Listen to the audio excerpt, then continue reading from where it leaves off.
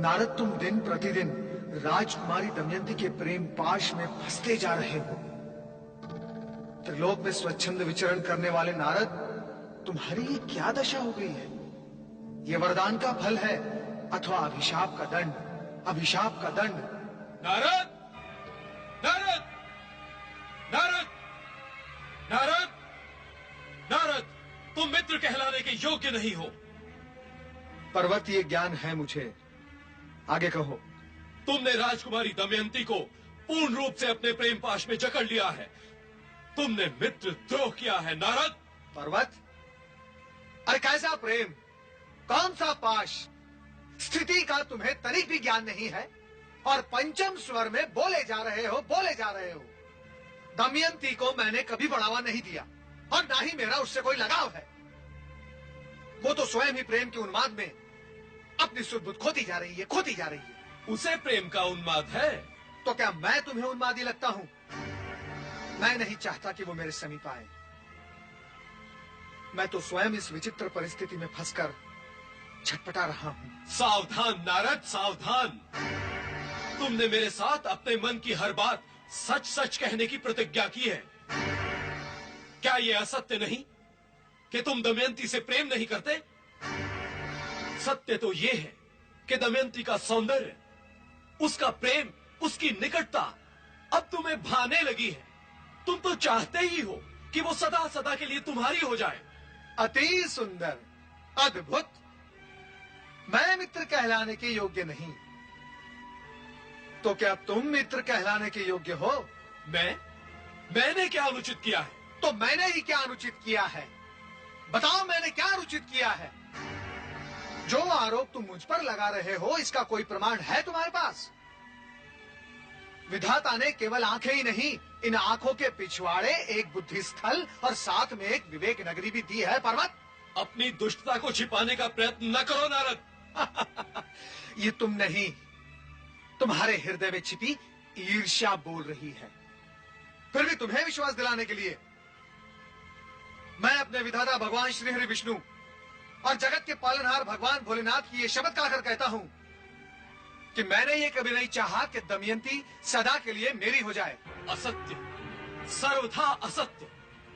बार बार असत्य बोलकर तुम अपनी सत्य बोलने की प्रतिज्ञा तोड़ चुके हो। तुमने मेरे हृदय को पीड़ित किया है। अतः मैं तुम्हें श्राप देता हूं कि अपने मन की चंचलता के कारण तुम अपने आप को वानर सा सिद्ध कर चुके हो। अब तुम्हारा मुख वानर सा हो जाएगा। तुम वानर मुखी बन जाओगे।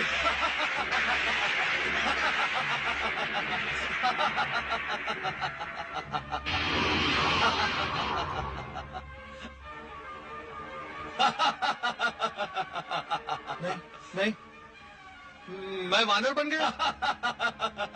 पर्वत, मुझ निर्दोष को श्राप देकर जो तुमने अनुचित कार्य ईर्ष्यावश किया है, उसके लिए मैं तुम्हें श्राप देता हूं।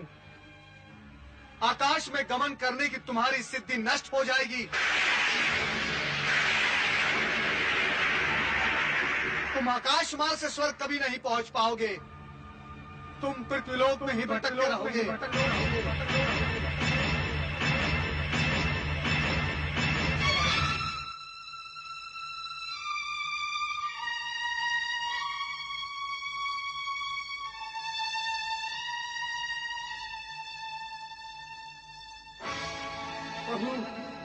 प्रभु मेरी रक्षा करे, प्रभु मेरी रक्षा करे, प्रभु मेरी रक्षा करे।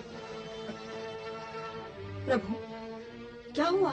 प्रभु मेरी रक्षा करे, प्रभु मेरी रक्षा करे, प्रभु मेरी रक्षा। नारद विपत्ति में फंसे हुए देवी, और वे दुखी हृदय से हमें पुकार रहे हैं, किंतु हम उनके सम्मुख जाकर उन्हें लज्जित नहीं करना चाहते। स्वामी, नारद आपके परम भक्त हैं, आप उनका कष्ट दूर करें। हम विवश हैं देवी। पहले तो वो भगवान शिव द्वारा वरदान में बंधे हुए थे और अब अपने ही परम मित्र पर्वत द्वारा श्रापित हो चुके हैं। अपने ही मित्र द्वारा श्रापित हो चुके हैं? तो क्या नारद अपने तपोबल से इस श्राप का प्रभाव दूर नहीं कर सकते? स्वामी, क्या आप अपनी कृपा दृष्टि से उन्हें इस संकट से उबार नहीं सकते? विधि के विधान में हम त्रिदेव कभी हस्तक्षेप नहीं करते। पर्वत का दिया हुआ श्राप पर्वत ही दूर कर सकता है। किंतु प्रभु, ये श्राप है क्या? पर्वत ने ईर्ष्यावश नारद को वानर मुखी बन जाने का शाप दिया है। महाराज संजय के अतिथि बनकर वानर के मुख वाले नारद इस समय अपना मुंह छिपाए हमें पुकार रहे हैं देवी। आपका कहना भी सत्य है देवी। हमें तुरंत वहां पहुंचकर उन्हें आश्वस्त करना होगा।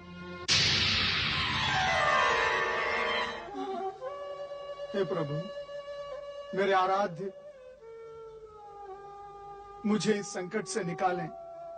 मेरी रक्षा करे प्रभु, मेरी रक्षा करे। इस विकट परिस्थिति में मेरा उद्धार करे प्रभु, मेरा उद्धार करे, मेरी रक्षा करे।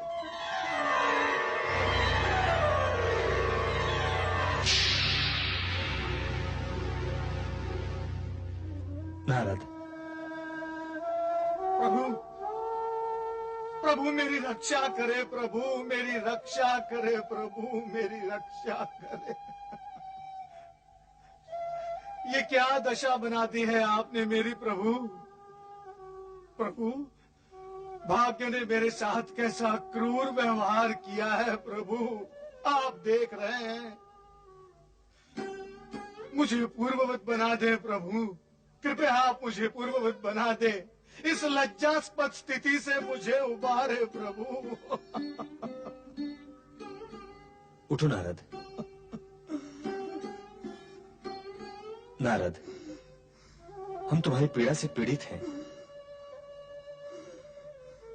किंतु हम विवश हैं। जब तक पश्चाताप के तप से तपित होकर पर्वत स्वयं यहां लौटकर नहीं आता,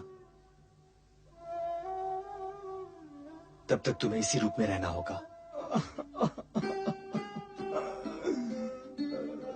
नारद, वानर मुख धारण करने से तुम्हें कष्ट नहीं होगा। इस बीच तुम्हें अपूर्व अनुभव प्राप्त होगा। इसे अभिशाप नहीं, वरदान समझो नारद। इसे जीवन के नए अनुभवों से साक्षात्कार करो। प्रभु, कृपया कर अब यह भी बता दे कि मैं अपने मूल स्वरूप को कब प्राप्त करूंगा। पर्वत के लौटने तक का समय देखते ही देखते बीत जाएगा नारद। तब तक तुम दमयंती की छत्र छाया में रहो। तुम्हारा कल्याण हो।